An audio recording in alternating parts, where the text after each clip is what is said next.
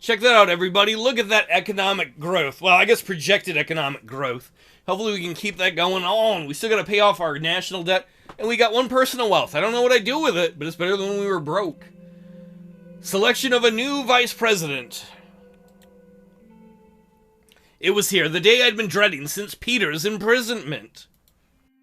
At the entrance to my office, my new secretary, Sylvia, took my hat and coat. She was a matronly woman in her 40s. Ooh, a MILF with pounds. She had a spotless background, assisting various Maroon Palace officials. Good, no more sex affairs with VPs. Replacing Livia had been easy, but replacing my vice president would be difficult. Swedish law dictated that if a vice president failed to complete his term, new candidates were to be put forward by the members of the cabinet. Oh, man. Lucian's in my cabinet, right? Can somebody put him forward? After much deliberation, the list had been narrowed down to 3. Lucian Glad was the front runner, followed by Gloria Torrey and Elbin Clavin. Interesting. So Gloria Torrey, if you remember, is the Speaker of the House, sort of the majority leader of our party. She's part of the reason our constitutional reforms failed. Elbin Clavin is a reformist in our party, and he supported our changes. It was up to me to decide who would fill Peter's shoes. I wanted to chat with them one-on-one before making my decision. I don't want to talk to Gloria. I had just begun to settle at my desk when I heard a knock at the door. Lucian entered and perched on the chair across from me. Sir. Lucian, I think you're the best choice, I'll be honest. But there might be an advantage in bringing Clavin into the VP slot, right? Because we're trying to change the party. And he is more reformist-minded in the party. And if we could get him some more power, we might be able to start to swing the party more in that direction. All right, Lucian, you're one hell of a strategist. Why should I make you VP? It's precisely in my capacity as strategist that I have evaluated the experience and capabilities of your potential vice presidents. Objectively, I am by far the most qualified candidate. Is that like when Dick Cheney was helping pick vice presidential candidates for Bush Jr., and then he picked himself? I would advise you not only to think about our long history together, but also the many crises I have helped you shepherd through. I won't say much beyond that. I believe my work speaks for itself. I could say, I don't know, the public might gossip about your lack of a wife. I don't care. If he's gay, I don't care. I could be like, you wanted Peter's job from day one. I don't. Did he? If he did, I missed that. And you know what? If he earned Peter's job by orchestrating things, then good, he's shrewd. You're such a valuable strategist. I don't know if I can afford to lose you in that capability or capacity. As Vice President, my ability to serve you and this administration will only increase. Lucian got up from his chair. I expect you'll make the right decision. He left my office. Just a minute later, there was a knock at my door, and Gloria Torrey came in. I would like to just say, thank you for coming, please have a nice day. That's all I want to say to her. Mr. President, I must say I was not surprised when my name was put forward. You seem confident. I am, Mr. President. To simply put it, what I bring to the table is years of experience. I have been a member of the Assembly for almost 20 years and spent 7 years as its Speaker. This alone speaks for itself. Yeah, if only you would have used any of that power to help us get our constitutional reforms through. As you know, I am the spokesperson of the party, as well as the leader of the conservative wing. You can see what I'm getting at. You blocked my reform proposal, Ms. Torrey. Why would I pick you as my VP? I'm not going to say any of this stuff. This would be your chance to make amends with the party, Mr. Rayne. I don't think you understand, Gloria Torrey. I will tear this party in two. It will either serve the top of the food chain, which is me, or I will tear it asunder. I will be blunt. Being the leader of the conservative wing means that if I am vice president, we would have more votes. You don't understand. I don't care about the assembly anymore. Oh no, the power's getting to me. All I need is executive actions. You can't stop me on any of those. This will allow us to pass bills far more easily, especially if those bills are aligned to my bloc's causes. You don't understand, Gloria Tori. You have made a monster. By leaving me with executive powers I was willing to give up, I don't have to care about your block. Your block is poo-poo stinky. You know what? I'll think about it. No. There is no us, Gloria. I kind of like that, but I'm going all the way down. I simply can't forget that you worked against our constitutional reforms, Ms. Tory. I don't think we're aligned. I'm sorry. Yeah, I understand, but that is politics, Mr. President. Yes, that's why you're not going to be in the executive.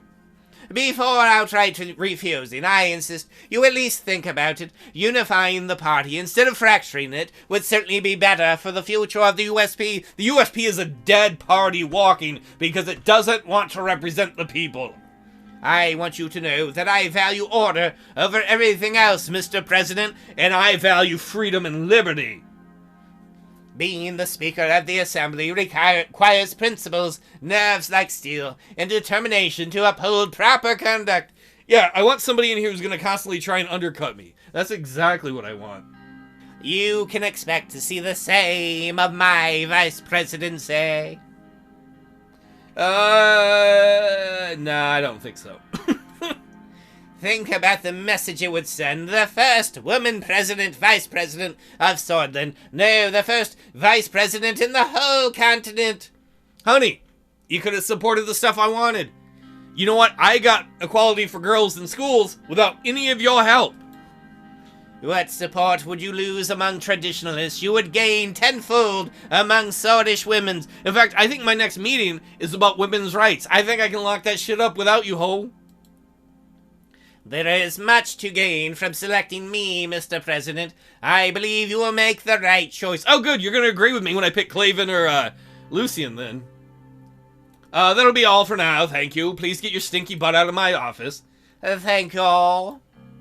I wish you a nice day, Mr. President. Gloria made her way out. A minute later, there was another knock at the door. This time was Albin Clavin's turn. Greetings, Mr. President. It's a really great honor to have been chosen as a candidate. Really terrific. Oh. I'll be straightforward. Why should I pick you, Clavin? He did get us votes for the failed constitutional thing. He did try.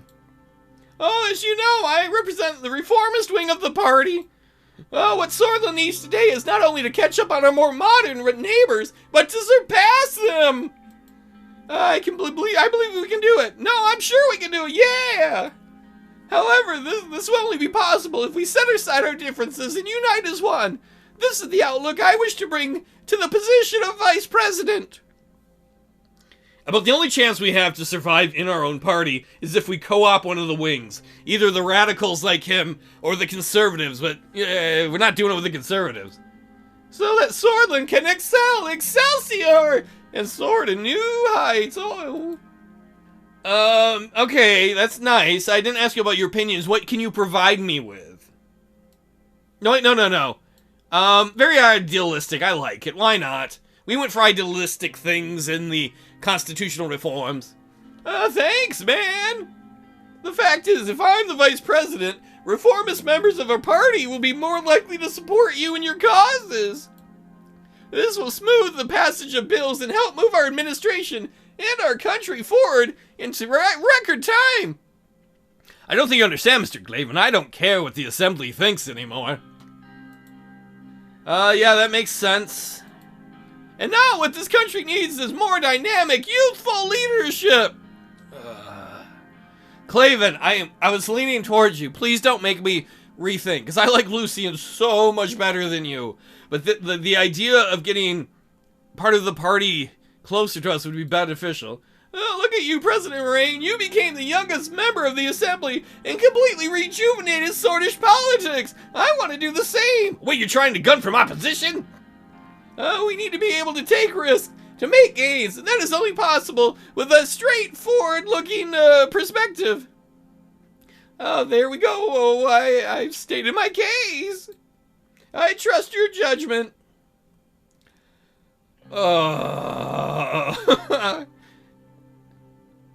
Thanks. Consider what you had to say there, Mr. Clavin. Thanks, Mr. President. Elbin got up and left. I leaned back in my chair, thinking about the pros and cons of each of my vice presidential candidates. I could almost hear Peter's voice in my head, laughing at the absurdity of the situation. Nah, fuck you! Fuck you for putting me in the prison! Oh, he would have loved how hilarious this is. I would kill you if I could! He would think this is hilarious. But of course, he wasn't here. I don't know who to pick, honestly.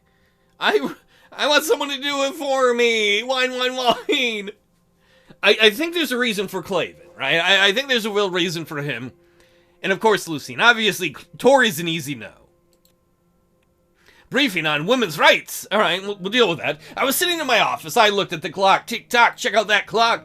2:26 p.m. Make a wish for women's rights. It was almost time for my appointment with Sierra on women's rights. Oh. There was a knock on my door. Sierra entered the room with her folders in hand. The door did not close behind her. Monica entered the room and stood next to Sierra. Oh, shit. Can I let my wife just handle this? This is where you get double fucked. And not in a good way. Mr. President.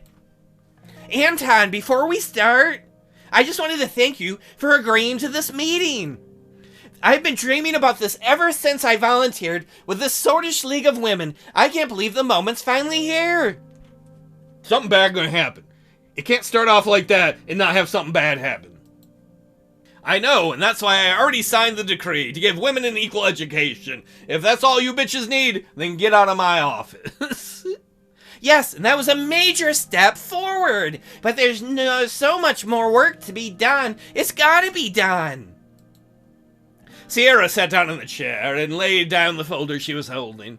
First of all, Mr. President, I wish to thank you for pushing a decree on establishing gender equality in education. You know this is something I've been trying to accomplish, and failing at, since my appointment as minister. The situation in the public schools was disturbing for me.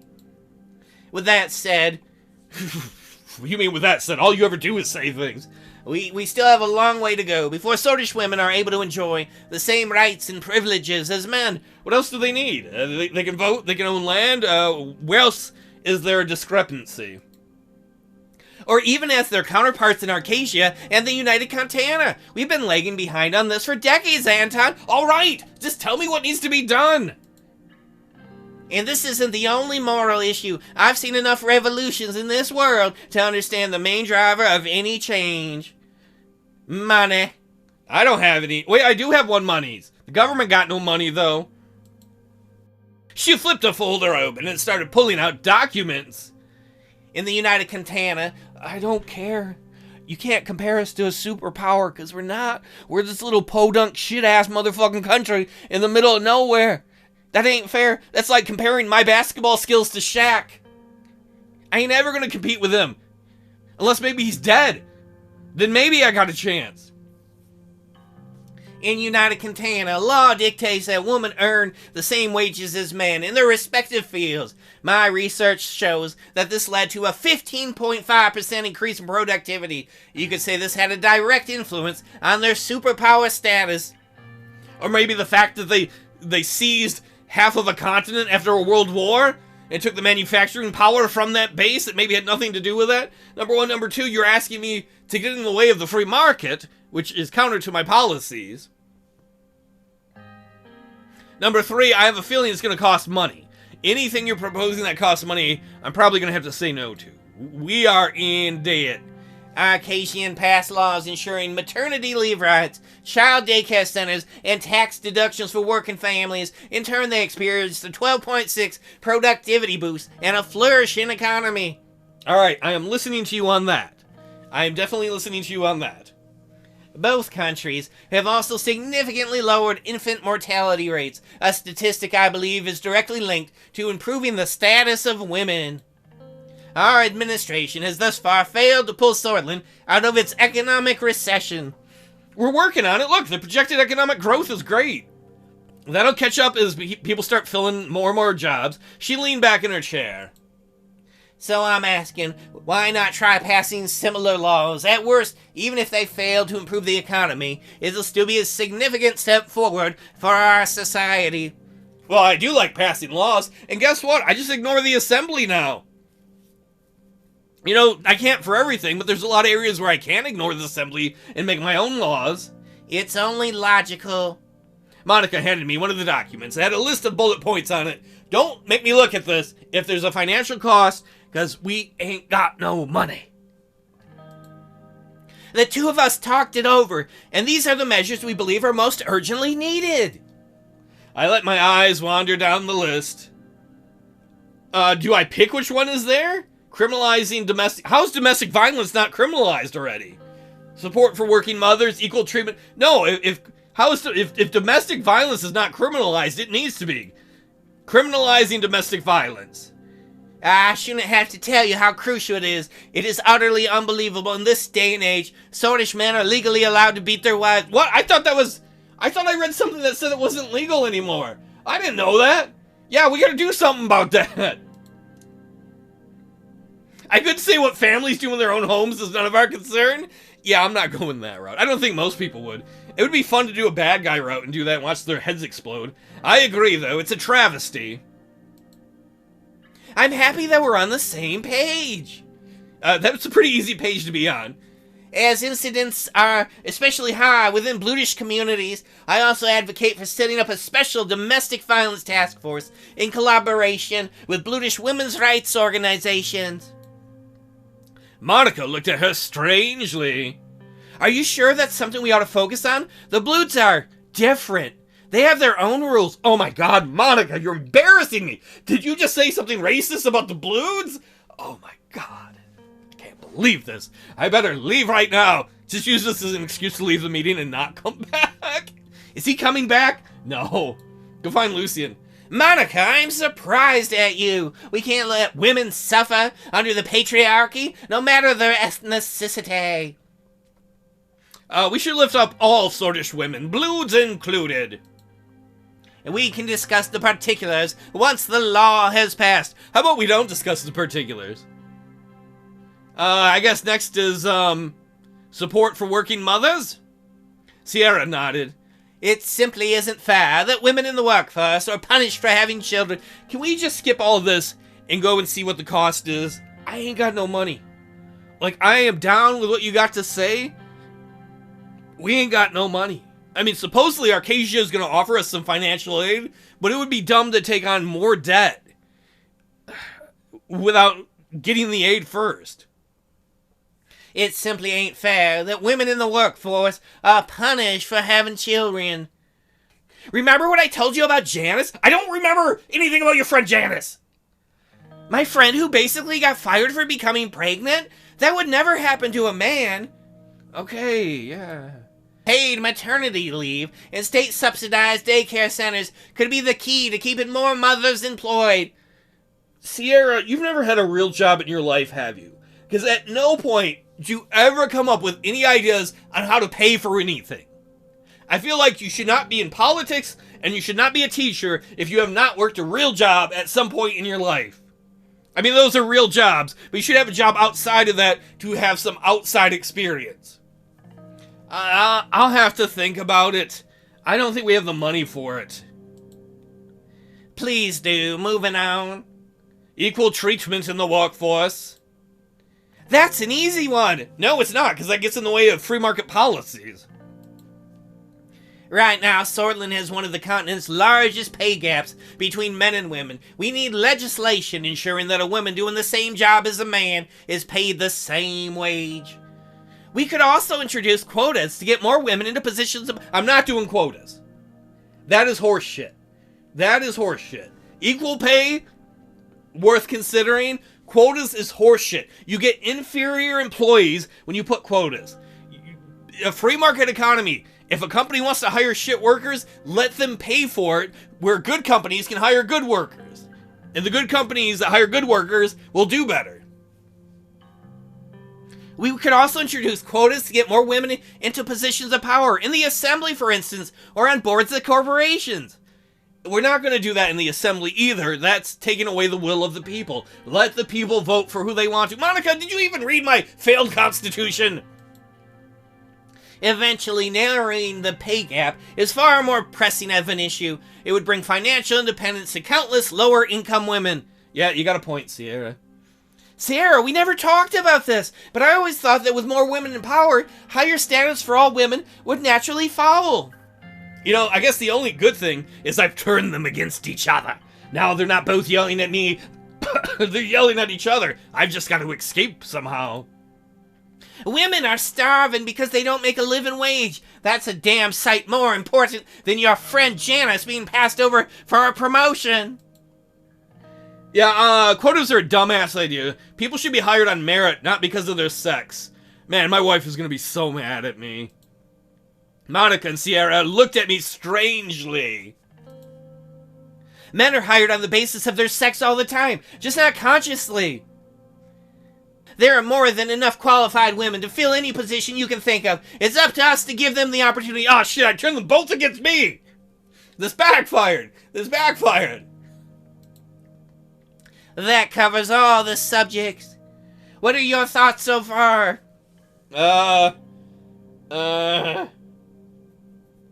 You made a good case for all these changes. I guarantee we ain't got the money for all of them. Maybe for none of them. Thank you. If we can pull this off before the elections, the Rayne administration will make history. Let's talk about how to proceed. I want to establish... Oh my god, you never shut up!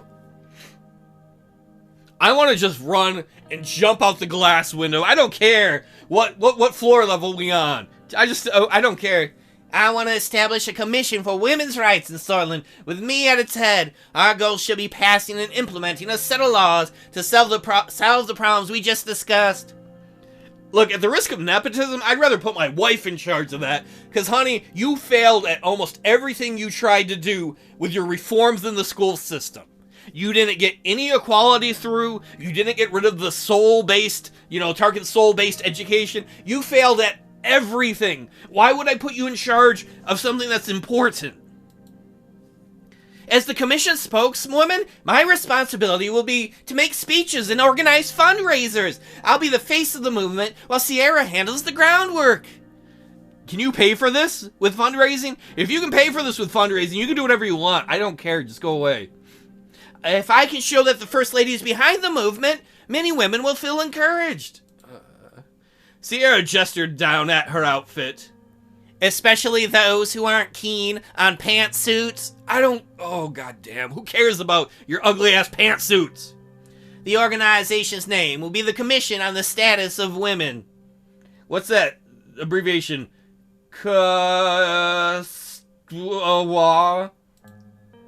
What do you need a commission for? I'll run your laws past the assembly. Fuck the assembly.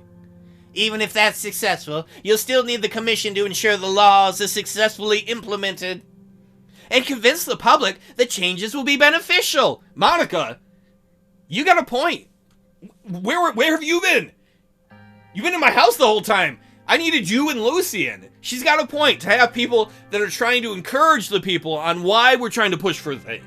Well, most of my idiot ministers are too busy bickering about shit.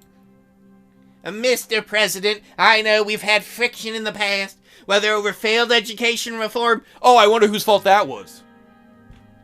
Or teaching of creationism.